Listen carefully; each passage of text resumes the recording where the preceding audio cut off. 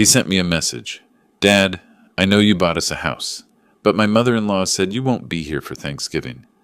I replied with one word, fine. That night, I stopped being someone who could be milked for every last penny. The next morning, I took the house back. Then I took back everything I had ever given them, and I took my final step, from which they still cannot recover. No one expected that the quiet, always helpful dad was capable of such a thing, especially them. Before we continue, please subscribe to the channel and write in the comments what time it is where you are now. The leather folder sat on my passenger seat like a trophy. I'd just walked out of the notary's office on Central Avenue, documents signed and sealed, $485,000 worth of generosity, compressed into 20 pages of legal text. My house, well, formerly mine. Now Michael and Jennifer's, or would be once the 30-day waiting period passed. The biggest gift I'd ever given anyone. I drove north on the I-10, hands loose on the wheel, windows cracked to let in the November air. Phoenix looked clean that afternoon, the sky that impossible blue you only get in Arizona autumn. I'd spent 5 years saving for this moment, 5 years of eating frozen dinners instead of steaks, driving this same pickup truck instead of trading up, skipping the fishing trips to Alaska I'd promised myself after selling my construction company. Every dollar had gone toward one goal, giving my son a real start, something solid beneath his feet. The Whole Foods on Camelback Road wasn't my usual stop.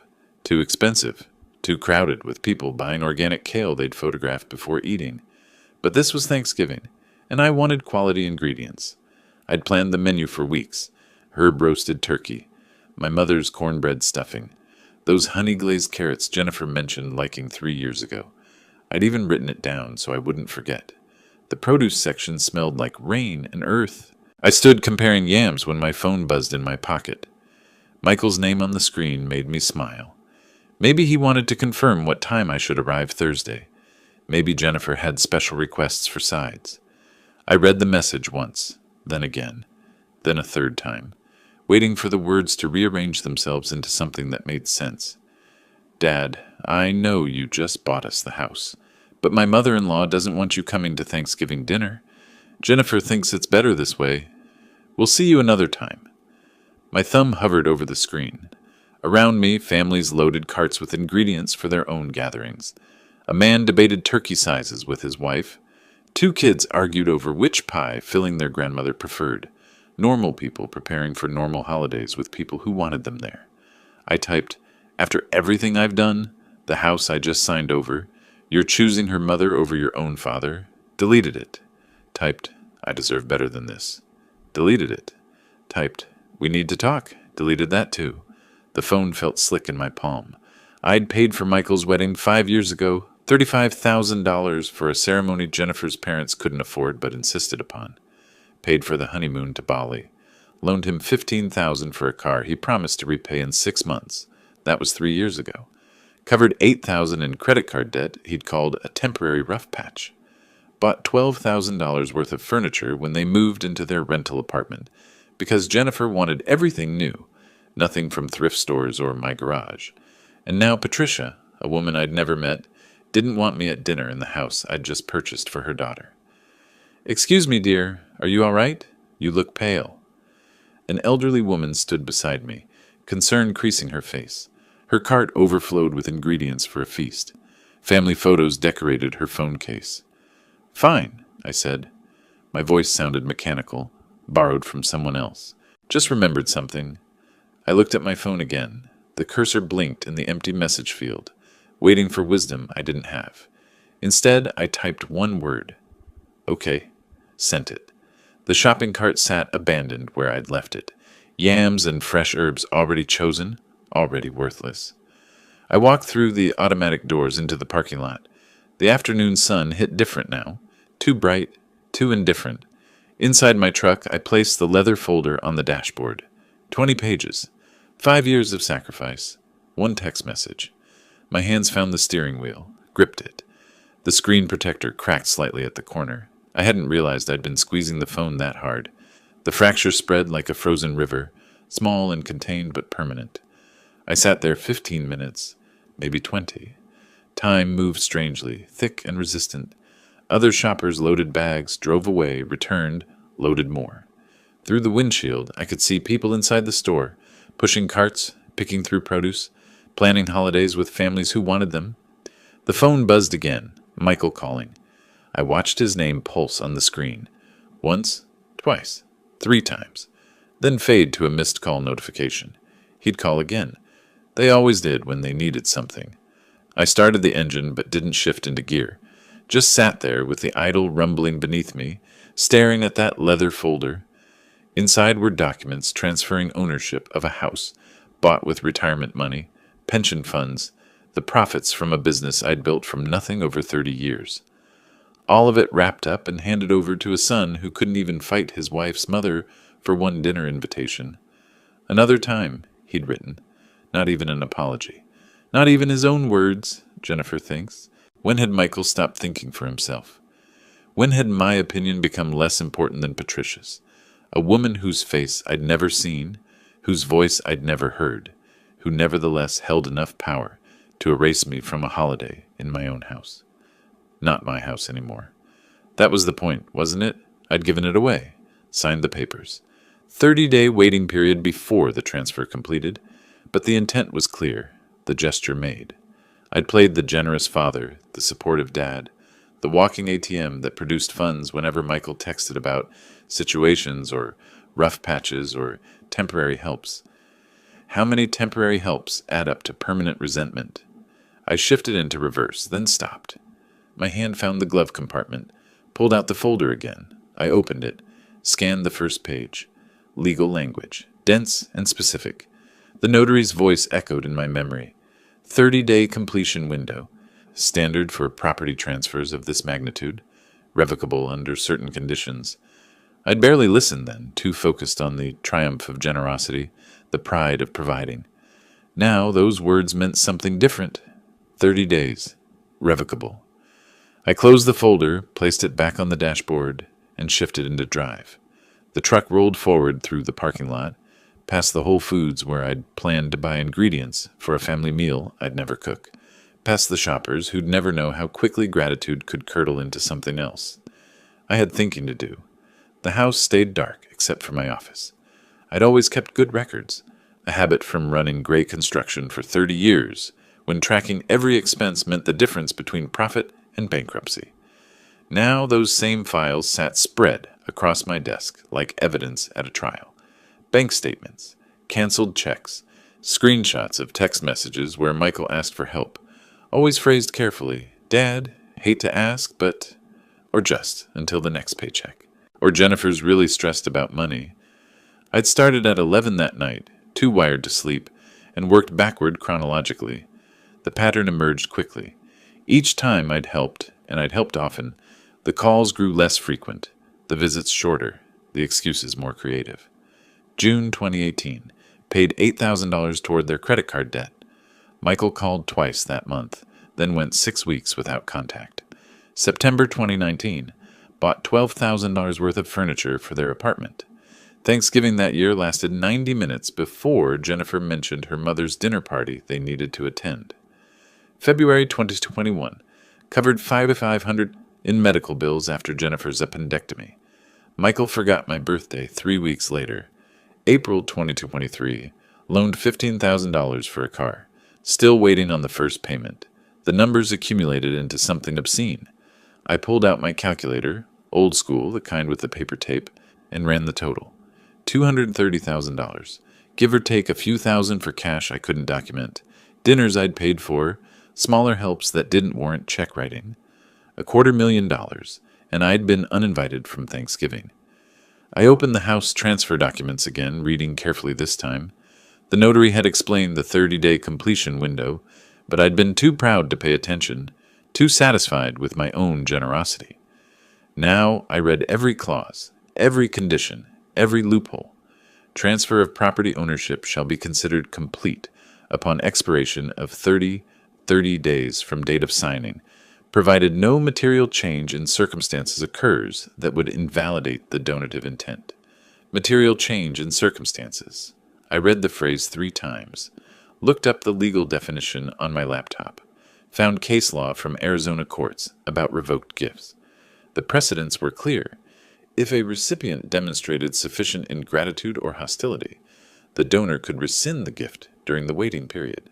Being uninvited from Thanksgiving by someone you'd just given a house to seemed like textbook ingratitude.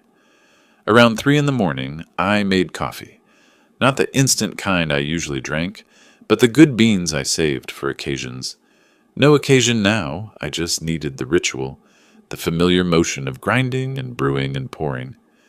I stood at my kitchen window watching Phoenix lights spread across the valley, holding the mug with both hands. Something had shifted inside me. Not broken. Breaking implied weakness, fragmentation, loss of function. This felt more like clarity, like wiping fog off glass to see what had always been there. My son didn't value me. His wife saw me as a resource to extract, not a person to include, and I'd enabled it year after year, mistaking their tolerance for affection. That ended now. The phone rang at 7, Michael's name lighting up the screen. I let it ring once, twice, 3 times, 4. Established the new dynamic before I answered. Made him wait. "Dad, you awake?" "I am." "Look, about yesterday." His voice carried forced cheerfulness, the tone people use when they know they're wrong but won't admit it. "Patricia just wants a cozy family thing, you understand? She's particular about holidays. Jennifer thought it would be easier if—" "Stop." I kept my voice level, empty of emotion. A construction foreman's voice, the one that made workers pause mid-swing. "I understand perfectly. Your mother-in-law, who I've never met, doesn't want me in the house I just purchased for you. The house I signed papers on yesterday, and you agreed to this." Silence on his end. Then, "It's not like that. We'll do something with you later. Maybe the weekend after? Jennifer's already stressed about cooking for Patricia and—" "How much do you still owe me for the car, Michael?" "What?" The question threw him. Good. "The car. Dad, that's not—" "We're talking about Thanksgiving. $15,000, plus the $8,000 for temporary bill help, plus $12,000 for furniture. Should I continue?" "Those were gifts." Defensive now, voice rising. "You said we didn't need to." "I said many things." I looked at the spreadsheet I'd created, numbers in neat columns, dates precisely recorded. "I'm reconsidering them all. We'll talk soon." I ended the call before he could respond. The silence afterward felt clean. I opened my laptop and searched. Arizona law, revoke gift ingratitude. Then, contract attorney Phoenix. The screen filled with results.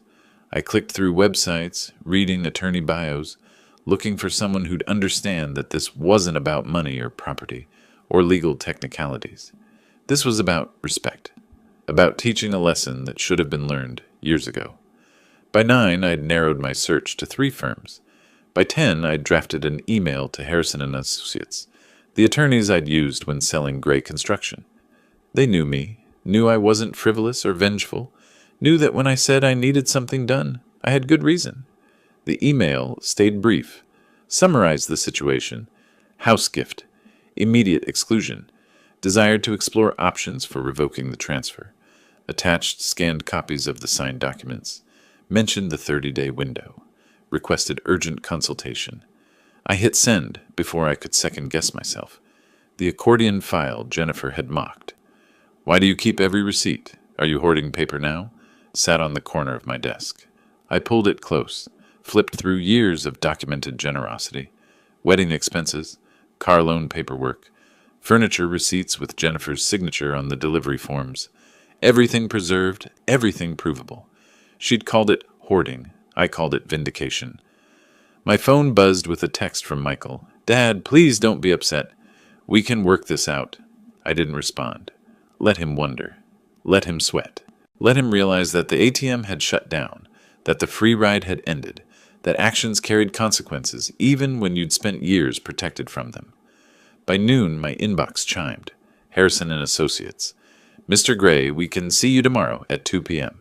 This matter requires immediate attention given the time frame involved." I typed my response. "I'll be there." Outside, the day had warmed into the low 70s. Perfect Arizona November weather. Neighbors decorated for Thanksgiving, hanging wreaths and setting out those ridiculous inflatable turkeys. Normal people preparing for normal holidays with families who wanted them present. I wasn't normal people anymore. I made a fresh pot of coffee, returned to my desk, and began organizing documents into categories. Loans never repaid, gifts never acknowledged, promises never kept. Each folder grew thick with evidence.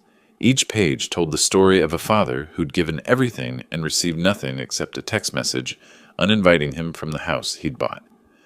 By afternoon, I had an appointment scheduled. The 30-day window was closing, but I had time enough. Robert Chen's office occupied the 12th floor of a glass tower on Central Avenue, the kind of building where attorneys charged enough to afford conference rooms with views. I'd used Harrison and Associates when selling gray construction. They knew me as someone who didn't waste their time. Robert looked the same as 5 years ago. Sharp suit, reading glasses perched on his nose, that careful expression lawyers wear when they're deciding whether you're serious or delusional. I spread my documents across his mahogany conference table. The house transfer papers, the text message, enlarged and printed, 10 years of financial records, organized by date, amount, and broken promise. He read silently, making notes on his legal pad. The scratch of his pen filled the space between us.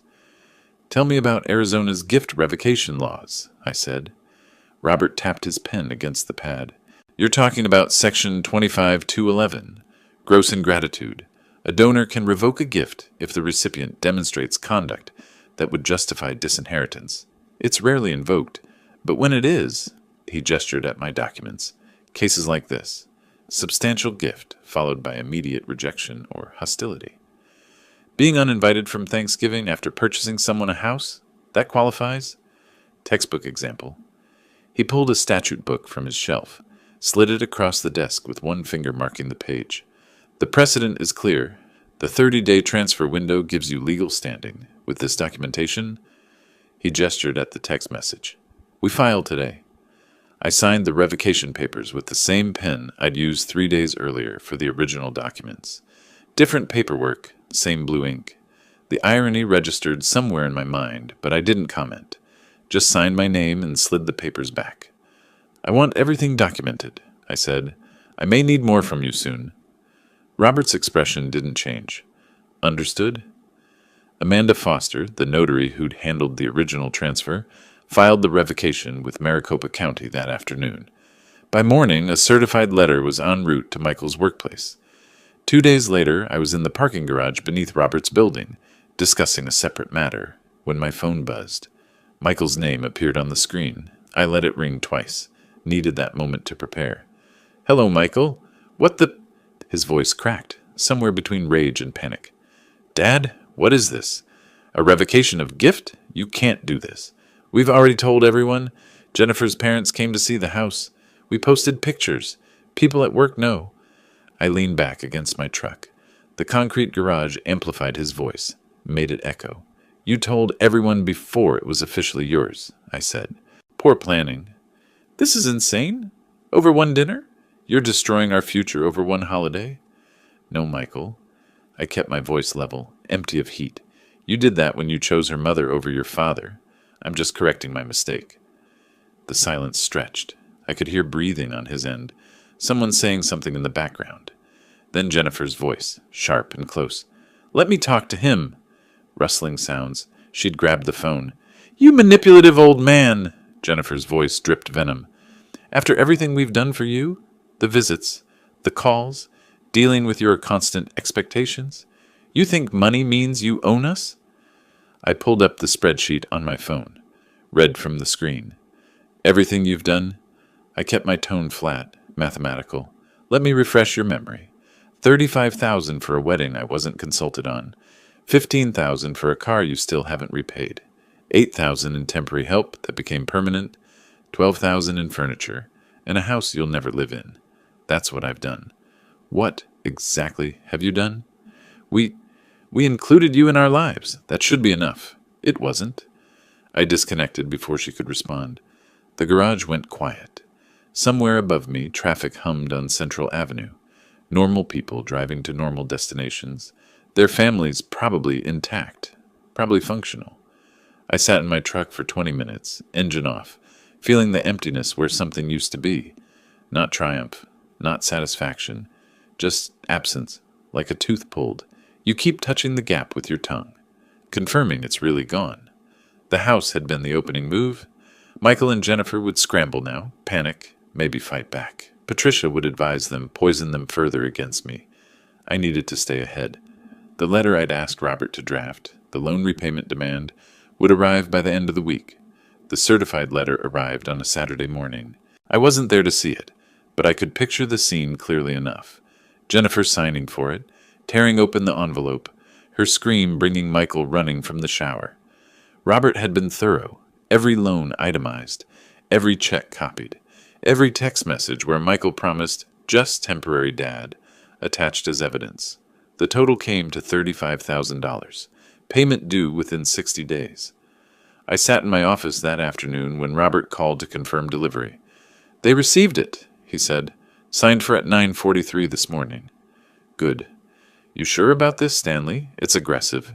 They'll feel cornered." "That's the point." He paused. "All right. Let me know when they contact you." They tried. My phone started buzzing that evening. Michael's name, over and over. I let every call go to voicemail, listened once to each message before deleting. The first message came at 7. "Dad, please, we can't pay $35,000 in 60 days. Our rent alone is $2,400 a month. Jennifer's student loans, the car payment on her Lexus, we're barely... Please, can we just talk? Face to face? No lawyers?" The second at 9. "You're punishing me for Jennifer's mother. That's not fair. I didn't want to uninvite you, but she insisted. And Jennifer was stressed about hosting, and I thought you'd understand." The third at 11. "Fine, don't answer. But you should know. Patricia says we should sue you. Emotional distress. Financial manipulation. We're getting a lawyer Monday morning." I deleted that one with particular satisfaction. Monday afternoon, Robert called again. "They consulted an attorney," he said. I could hear amusement in his voice. The lawyer apparently laughed them out of the office. "Your documentation is airtight. Every loan memorialized, every check labeled. They have no case." I expected as much. Patricia strikes me as someone who views courts as weapons rather than justice. "You know her?" "Never met her, but I know her type." Wednesday evening, I was making dinner when headlights swept across my living room window. I moved to the upstairs bedroom, looked down at the driveway. Michael's Honda sat there, engine running. I could see him through the windshield, hands on the wheel, staring at my front door. He didn't move for 5 minutes. 10. 20. At 40 minutes, he drove away. I went back downstairs and finished making dinner. Thursday, I met Thomas Wright at a diner off the I-10. Thomas had worked for Gray Construction for 15 years, left when I sold the business to start his own contracting operation. Good man, solid worker. He bowled in the same league as Michael. We sat in a booth by the window, coffee steaming between us. "Ran into your son last week," Thomas said. He looked uncomfortable. "At Costco. He was with Jennifer and an older woman. Her mother, I guess. Patricia. Yeah. Anyway, they were fighting. Jennifer was really letting him have it about something. Michael looked terrible, Stan. Exhausted." I sipped my coffee. "What were they saying?" "Jennifer was loud enough for half the store to hear. Something about him needing to control his father. Fix this mess. Grow a spine." The mother was nodding along, adding comments. "Called you some pretty harsh names." "Such as?" Thomas shifted. "Miser, manipulator, control freak. Look, I don't want to repeat all of it, but she was vicious. Michael just stood there, taking it." "Interesting." I set down my cup. "The woman who convinced my son to exclude me from Thanksgiving calls me manipulative. The irony isn't lost on me." Thomas studied my face. "What's going on, Stan? Michael said something about a house? I bought them one. Changed my mind. That simple? That simple." He didn't push further. We finished our coffee, talking about other things. His business, mutual acquaintances, the son's terrible season. Normal conversation, normal topics. But Thomas's words stayed with me. Patricia calling me names didn't surprise me. Manipulators always project their own tactics onto others. But learning she'd been poisoning Jennifer against me, perhaps for months or years, that shifted my understanding. I'd thought Jennifer was the problem. Maybe I'd been looking at the wrong woman. Back home, I opened a new tab in my spreadsheet. Phase 2, Collection Timeline. marked the 60-day deadline, added contingency plans for when they inevitably failed to pay. But I also opened a blank document and typed a name at the top, Patricia Morrison. I needed to understand who was really pulling the strings in my son's marriage. Her age, probably late 50s. Her background, her finances, her history. People who manipulate that effectively usually have practice. By the time I pulled into my driveway, I'd made a decision. I needed to understand exactly who was pulling the strings in my son's marriage. The coffee shop in Tempe had the usual afternoon crowd. Students hunched over laptops, retirees reading newspapers, baristas calling out complicated drink orders. I sat in the back corner, away from windows, and watched the private investigator walk through the door exactly on time. Robert Chen had recommended him. Discreet, thorough, doesn't ask questions you don't want to answer. The investigator, Marcus, no last name offered, slid a manila folder across the table. Didn't order coffee, didn't make small talk. Patricia Morrison, he said, 58, divorced 2019, operated a boutique clothing store in Chandler called Morrison's Elegance, failed in 2023. I opened the folder. The first page showed a business closure notice, followed by supplier invoices stamped unpaid in red ink. She owes $38,000 to various suppliers, another $22,000 on personal credit cards. She was evicted from her condo in Chandler in August 2023. Marcus tapped a document. She's been living with your son's wife for 18 months, rent-free. I flipped through bank statements, credit reports, eviction records. The financial collapse laid out like an autopsy. These are text messages. Marcus indicated a stack of screenshots, obtained legally through a shared cloud account Jennifer gave her access to. They go back 2 years. I read the first one, dated 6 months after Patricia moved in. Your FIL is loaded. Make him pay for the house. He's retired. What else is his money for? Another, from last Christmas. Don't let him control you with his money. Demand what you deserve. Old men need to be useful, or what's the point? I read each message twice. My jaw ached from clenching. The financial pressure she's under explains her behavior, Marcus said. She needs them financially, which means she needs to control the relationship. Can't have you interfering with her meal ticket. You found conversations where she advised Jennifer to demand the house from me? Multiple over 2 years. Make him pay? He owes you. Don't let him control you with his money. Standard manipulation tactics. She positioned you as the enemy before you ever did anything. I closed the folder, paid Marcus his fee plus a bonus for thoroughness, drove home with the folder on my passenger seat, feeling the weight of validation settle over me like armor. That evening I sent 2 text messages to Sarah, my late wife's sister. Family dinner. Tuesday, 6 p.m. Need to discuss Michael. To David, her brother, same. Neither asked questions, just replied, yes. I spent Monday cleaning a house that didn't need cleaning. Vacuumed carpets, wiped counters, scrubbed the kitchen sink until it gleamed. Needed the motion, the routine, something to occupy my hands while my mind organized the presentation. Tuesday at 6, Sarah arrived first. She'd watched Michael grow up, babysat him when my wife and I went to construction conferences, taught him to ride a bike when I was working 18-hour days. Her hug lasted longer than usual. What's this about, Stan? Wait for David. He arrived 10 minutes later, still in his work clothes, smelling like sawdust and machine oil. We'd built my first workshop together 30 years ago, stayed friends through my wife's illness and death. He clasped my shoulder without speaking. I served pot roast, simple, the kind my wife used to make. We ate without much conversation. Only after plates were cleared did I open my laptop. I need to show you something. For the next hour, I laid it out.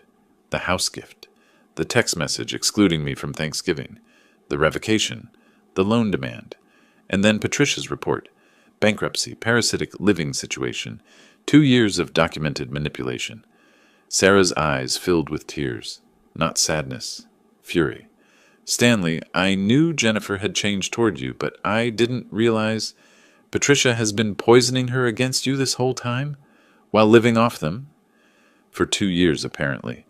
The investigator found texts going back to when she moved in. She convinced Jennifer I was trying to control them with money. Ironic, considering her motivation. David stood by the window, holding pages of the report with hands that shook slightly. Michael needs to know about this, he said quietly. His own mother-in-law has been manipulating his wife against you while freeloading. Does he know? I doubt it. Patricia works in shadows.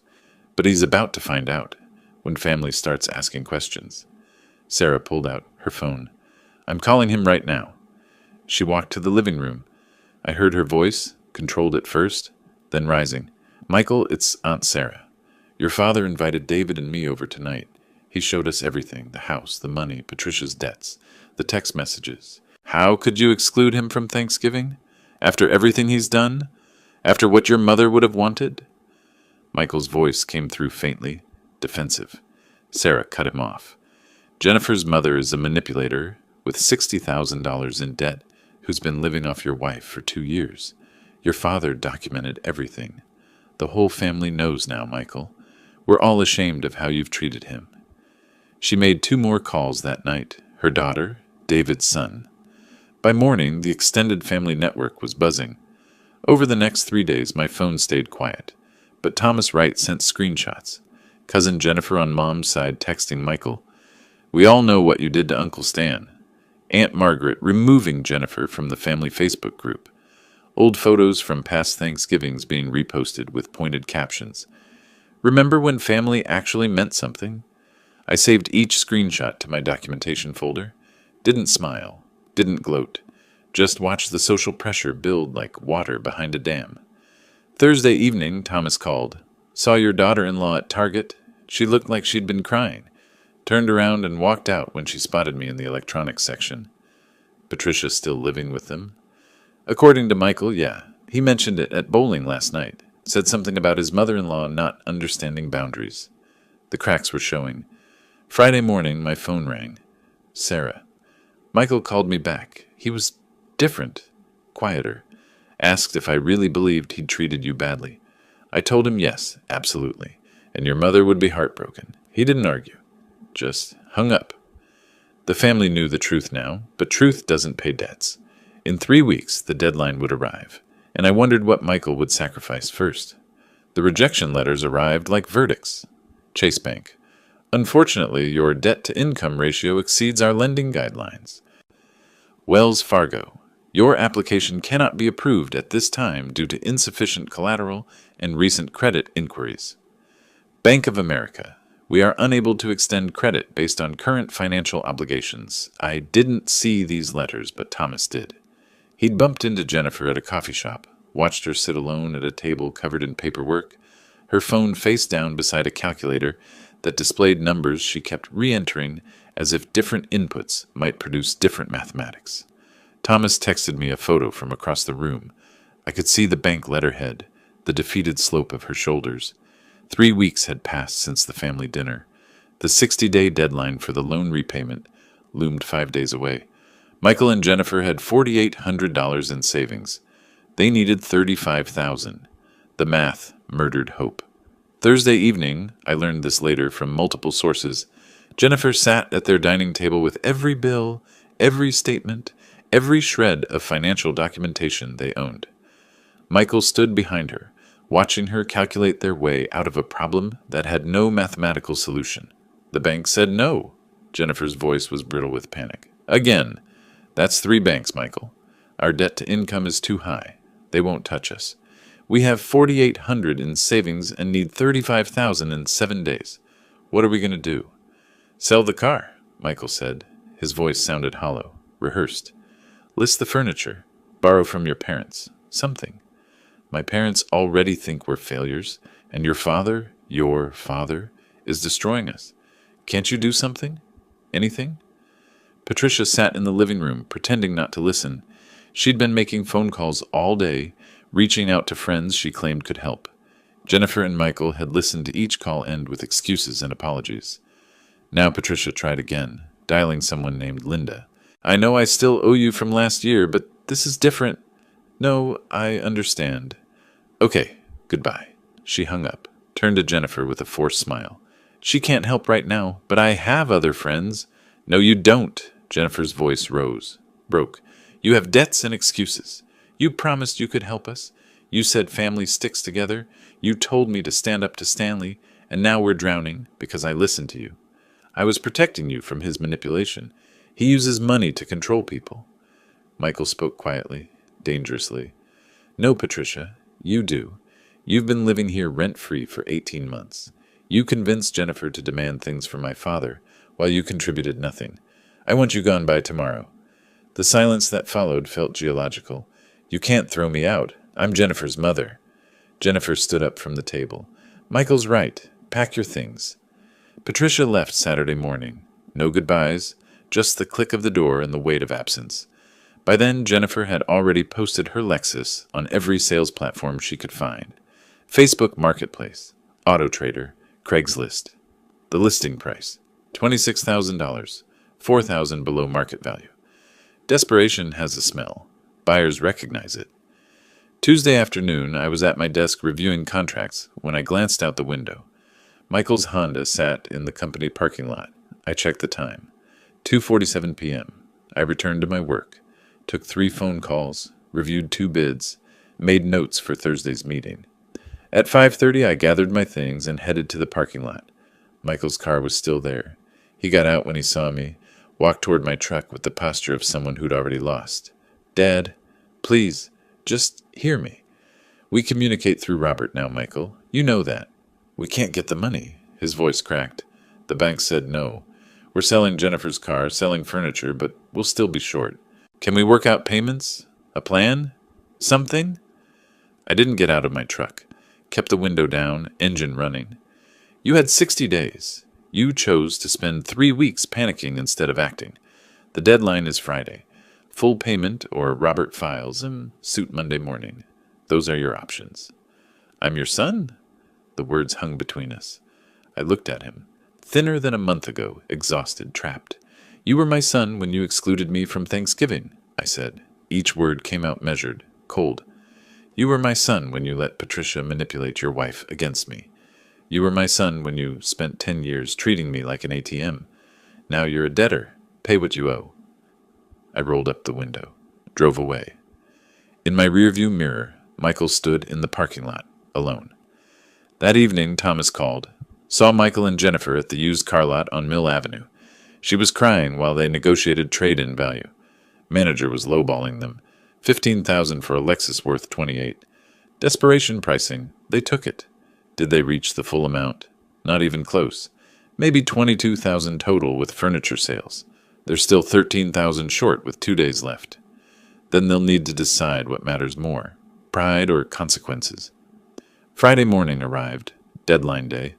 I sat at my desk, phone on speaker with Robert Chen, waiting to see if the wire transfer would hit my account by 5 p.m. They might not make it, Robert said. You prepared for litigation? I'm prepared for whatever happens. At 3:47 p.m., my phone buzzed with a bank notification. The transfer had arrived. $30,000. Not the full amount, but enough to show they'd bled themselves dry trying. Friday evening, 6 o'clock, I sat at my desk staring at the bank notification. $30,000 received. 3:47 p.m. 5,000 short. Michael's email had arrived minutes after the transfer, explaining they needed 30 days for the remaining balance, promising full payment.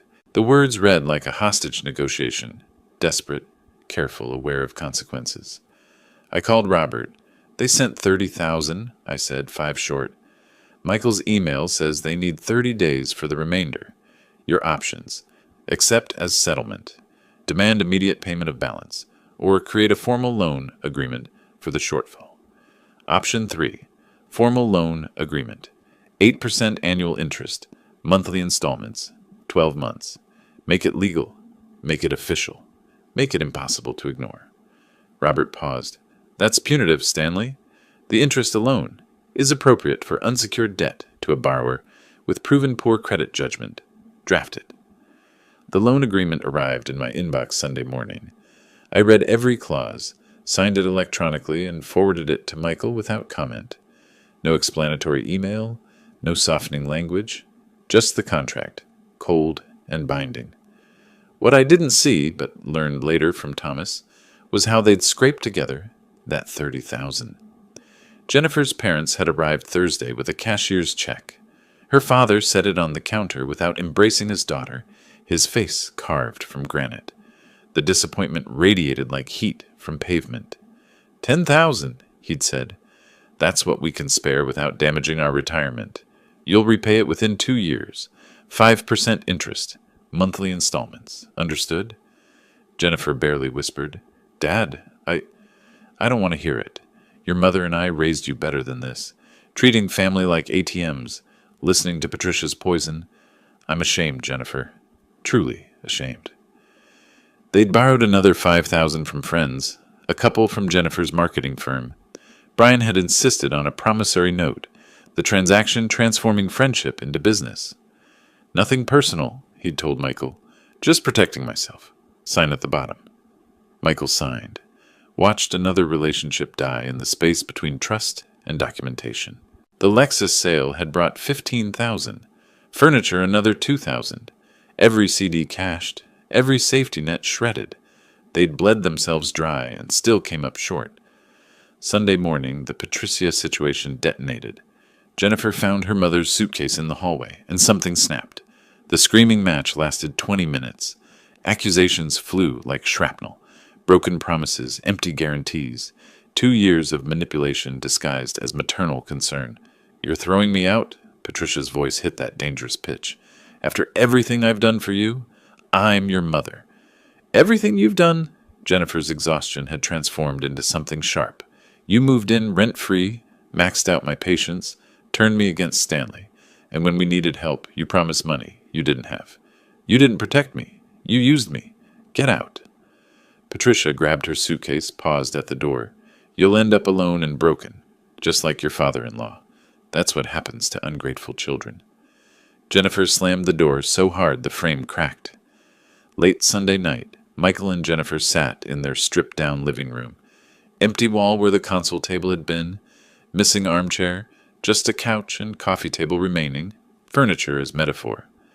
My father was right, you know, Michael said quietly, about Patricia, about us taking advantage, about being treated like a wallet instead of family. I've known it for a while, but I didn't want to admit it. Jennifer looked at him, too tired for argument. So what do we do? I don't know. Apologizing feels hollow after what we've done. Maybe we just live with it, pay our debts, prove we're better than this. Are we, though, better than this? Michael had no answer, just silence filling the space where certainty used to live. Monday at 11 p.m., the DocuSign notification arrived on Michael's phone. He opened it at his kitchen table, hand shaking slightly as he scrolled through legal language that formalized his failure. 8% interest, monthly payments of $450, 12 months. Every clause a reminder that he wasn't a son receiving help. He was a debtor fulfilling obligations. He signed, watched the confirmation screen appear, felt something fundamental shift in his understanding of family. Tuesday morning, I received the signed agreement, opened it, reviewed the signature, saved it to my legal documents folder. Michael Gray was now contractually obligated to pay me $450 monthly for 12 months, not as son to father, but as debtor to creditor. The transformation was complete. The first payment would be due in 30 days. I set a calendar reminder and wondered if he'd actually make it, or if I'd need to pursue collection. Either way, the lesson was taught. The notification arrived on a Tuesday morning in early December. Payment received, $450, final installment. I marked the spreadsheet, cell green. Debt satisfied, ledger balanced. The victory felt hollow, like winning an argument with someone who'd stopped listening. 6 weeks had passed since Michael signed the loan agreement. 6 weeks of monthly payments arriving exactly on schedule, each one automatic, impersonal, transactional. The money mattered less than what it represented. A son paying his father back like a bank, obligation replacing relationship. Thomas had been keeping me informed without my asking. Small observations, casual mentions. Saw your son and daughter-in-law at Target yesterday, he'd said during a phone call the week before. Stan, they looked rough, buying generic everything. Jennifer was comparing prices on pasta sauce. Michael's lost weight, stress weight, not healthy weight. The fancy lifestyle is gone. That's what happens when you live beyond your means and lose your financial backup, I'd said. They're learning. You planning to reach out? holidays coming up and all. When people learn lessons the hard way, interrupting the lesson doesn't help. They need to sit with it. I'd meant it, still did, but something about that final payment notification sat differently in my chest. The consequences had spread beyond just Michael and Jennifer. Thomas mentioned that word had gotten around. Small community dynamics in the Phoenix metro area, everyone knowing someone who knew someone. Michael's younger colleague had apparently asked him about family trouble, that careful tone people use when they know more than they're saying. Michael's reputation had shifted. No longer the successful young manager with the generous father. Now he was the guy who'd screwed over his dad, the one who couldn't manage his finances, the cautionary tale. Wednesday afternoon, a certified letter arrived. I signed for it, recognized the return address immediately. Patricia Morrison, 3 pages, aggressive capital letters, wild accusations. Stanley Gray has engaged in financial elder abuse by using his wealth to coerce and manipulate my daughter and son-in-law into submission through predatory lending practices. She threatened to report me to Adult Protective Services, the Attorney General, anyone who would listen. I called Robert, read him selected passages. Adult Protective Services, I said, for a 62-year-old man protecting himself from freeloading relatives. That's creative. Robert's laugh carried professional disdain. I'm drafting a cease and desist that'll make her think twice. Her own bankruptcy and fraud history undermines any credibility she thinks she has. Want me to mention potential defamation claims? Mention everything. Make it clear that continued contact will have legal consequences. I'm done with the Morrison family drama. I filed Patricia's letter in a folder labeled Legal Documentation, Morrison Harassment, and forgot about it. She was noise, irrelevant to the larger story. Thursday evening, my inbox chimed. Email from Michael sent at 8:47 p.m. After hours, private moment, subject line, no excuses. I opened it. Dad, I understand we were wrong.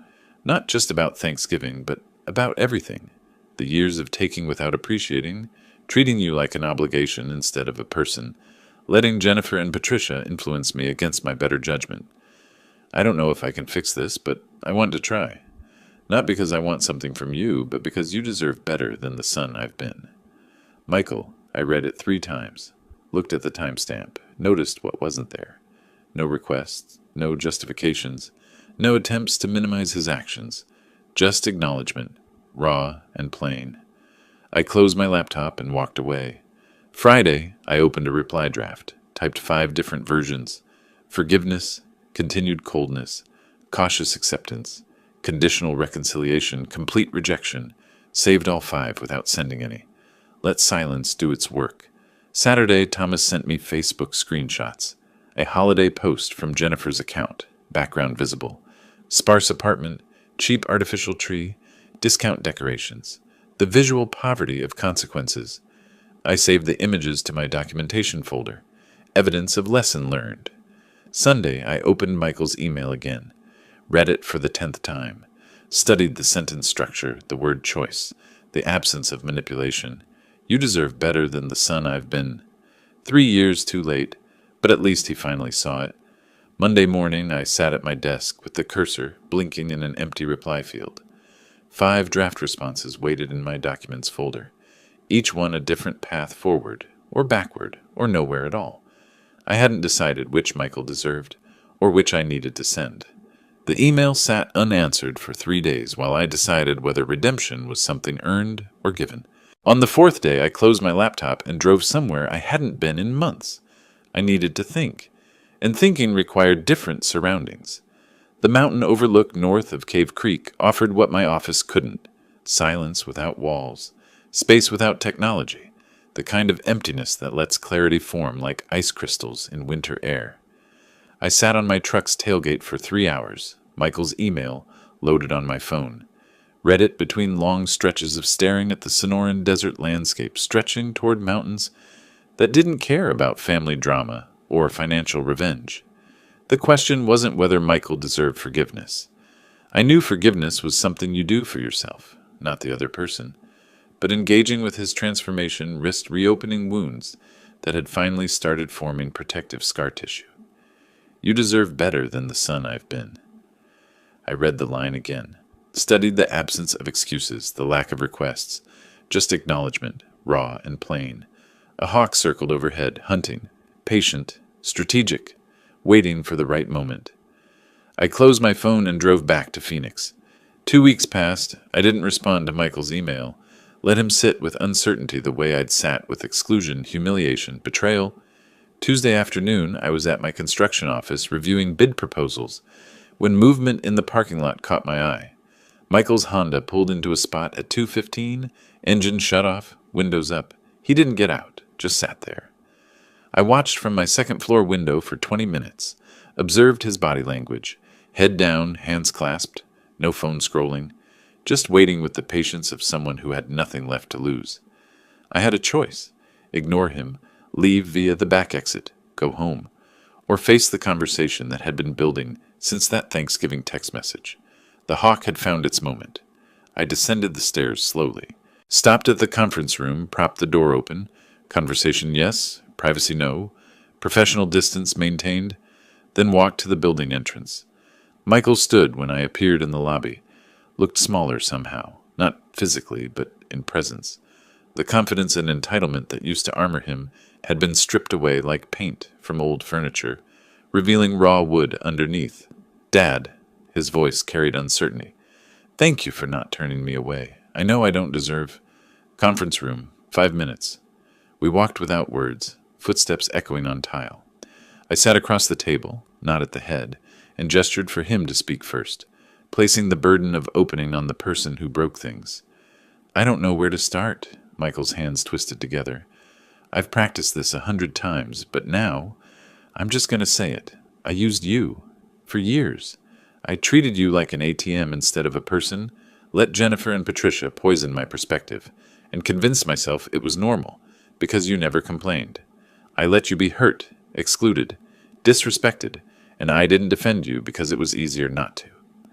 I stayed quiet, let silence pull more truth from him. The house. That should have been a moment of gratitude, of celebration. Instead, I let Patricia dictate who was welcome at a table you paid for. I chose a manipulative woman I barely knew over the man who raised me.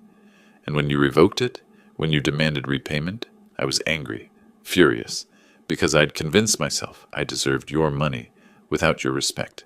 His voice cracked. I was wrong. About everything. "What changed?" I asked. "The consequences or the understanding?"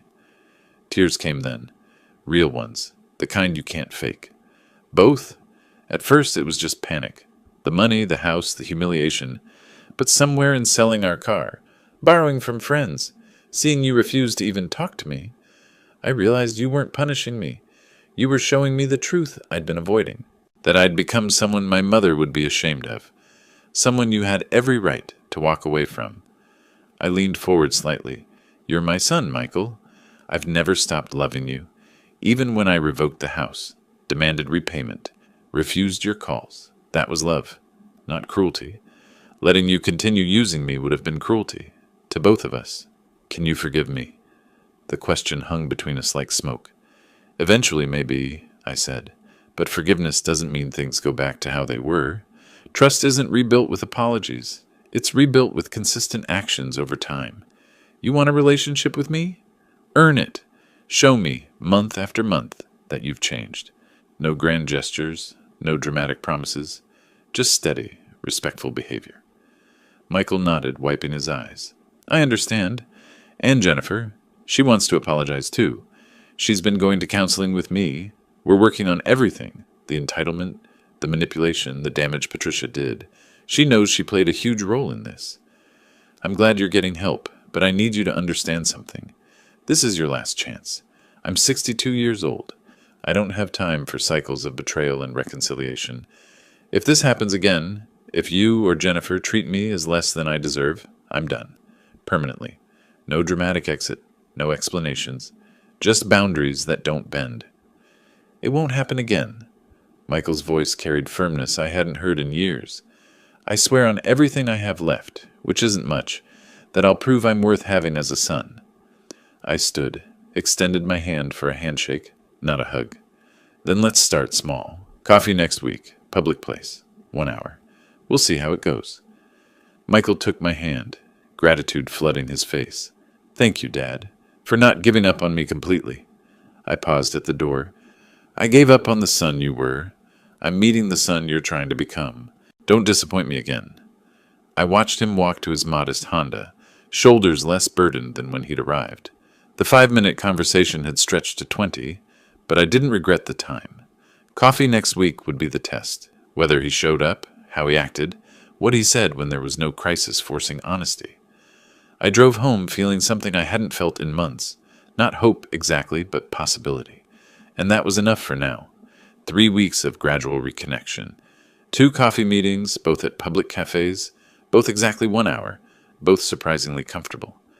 One lunch where Michael talked about counseling and Jennifer talked about recognizing her mother's manipulation tactics. Small steps, measured progress. Now this, dinner at their apartment. Michael's invitation, Jennifer's cooking, 3 people only. Patricia explicitly excluded. The apartment complex looked worn in evening light, the parking lot dotted with older vehicles. Michael's modest Honda occupied spot 217. No premium covered parking, no Lexus. I climbed the exterior stairs carrying nothing. No wine, no flowers, no gifts. This wasn't celebration, but cautious détente. Jennifer answered before I knocked, watching through the peephole. Stanley, genuine warmth, visible nervousness. Thank you for coming. I know, this isn't easy for you. Please come in. The apartment interior told the story of consequences. IKEA furniture where designer pieces used to stand. Blank walls where expensive art had hung. A folding dining table set for 3 with mismatched plates that spoke to budget shopping and humility, learned through necessity. It's not fancy, Dad. Michael set down a serving dish. We're adjusting to different circumstances. But the company's what matters, right? Fancy never mattered to me, I said. Respect did. Dinner was simple. Roasted chicken, vegetables, rice. Jennifer's hands shook slightly serving it, not from fear, but from the weight of knowing this meal represented possible redemption or final failure. Midway through, Jennifer set down her fork. Stanley, I need to say something I should have said months ago. I'm sorry. Not just for the Thanksgiving exclusion, though that was inexcusable, but for years of taking advantage of your generosity. I let my mother poison my perspective, convinced myself you were controlling when really you were just being a father who loved his son. I treated your gifts as obligations, your help as entitlement, and your presence as inconvenient. I was wrong, and I'm ashamed of the person I became. I watched her eyes, her body language, testing for rehearsed performance versus genuine emotion. What changed, Jennifer? The consequences or your understanding? Both. No hesitation. I won't pretend losing everything was some spiritual awakening. It was terrifying and humiliating. But somewhere in that fear, I had to look at who I'd become. The counseling helped. Michael helped. Seeing Patricia's manipulation from outside her influence helped.